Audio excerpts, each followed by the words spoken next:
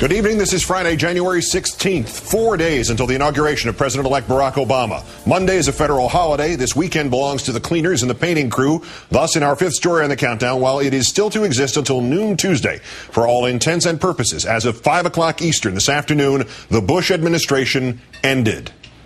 Yay.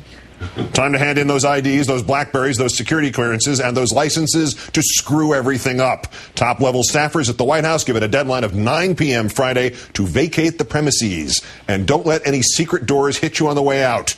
A lonely few days ahead at the White House. Not even President Bush now living in it. The first family clearing out for its final Camp David getaway, leaving only Chief of Staff Josh Bolten, Press Secretary Dana Perino, and Senior Counselor and Utility Man Ed Gillespie on standby over this long holiday weekend, along with a team of painters and carpet cleaners, wiping away any hint that the Bush era had ever happened.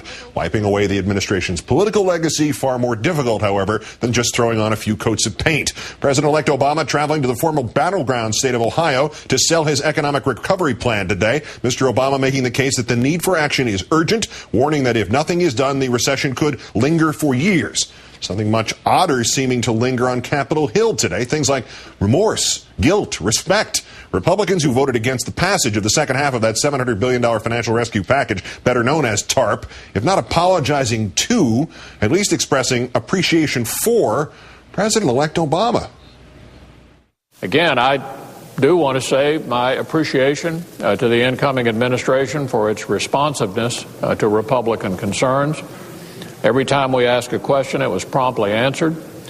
So far, Republican interactions with the incoming administration have been quite encouraging and appreciated. While I voted on the losing side, I hope the new administration will consider some of my concerns and our concerns on this side. We hope their stewardship of these funds is successful in stabilizing the markets according to the original purpose of the TARP, and we'll continue to work with them to strengthen our nation's economy. Time now to call on our own Richard Wolff, senior White House correspondent for Newsweek magazine. Richard, good evening. Good evening, Keith. The Republicans who voted against the TARP funding, like Mr. McConnell there, almost apologized for doing so. If I'm suspicious about this, it's because their definition of bipartisanship these many years has been, if you agree with them.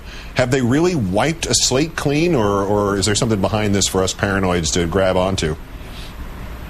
Well, I can understand the suspicion. I mean, this trench warfare has been going on for a long time. And, of course, it's politically useful for people to say that they were on both sides of this issue because you don't know how it's going to play out.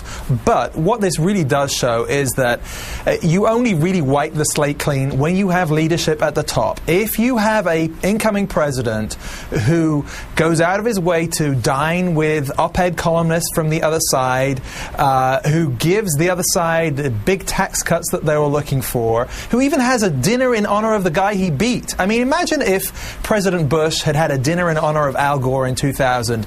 Would things have looked different over the last 8 years? I suspect they probably would. Back to the Republicans on Capitol Hill. How much does being gracious matter if you're voting to obstruct anyway, and if the foreseeable future basically has you voting to obstruct things?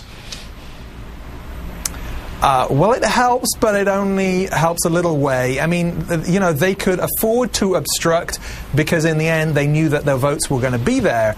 It's much tougher if the economy is in a dire straits and they're obstructing something that could actually help. So they had some leeway here, but there are going to be tougher decisions for them ahead. A gracious start is helpful, though. You do not want to say you're going to bring change to Washington and then continue with the same old politics.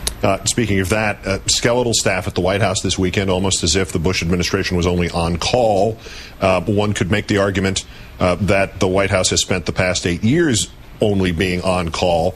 And also in that context, should everybody just hold their breath that nothing happens anywhere involving anything more serious than a football game between now and noon on Tuesday?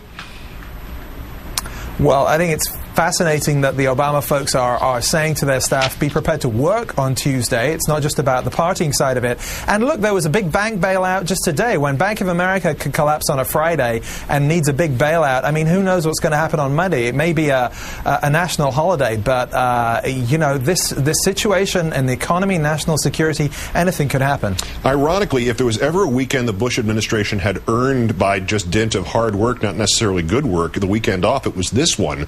They had the news conference, the final cabinet meeting, the address to the nation, the sum total of groveling here from your perspective, keeping in mind the Scott McClellan point from last night that the White House took a permanent campaign approach to governing all the way through. If they had worked as hard at running this country as they did in burnishing their image on the way out, would the country be as bad off as it is right now? You know, it's funny that Scott talked about the permanent campaign, because I remember one Dick Cheney saying 8 years ago that the permanent campaign was over.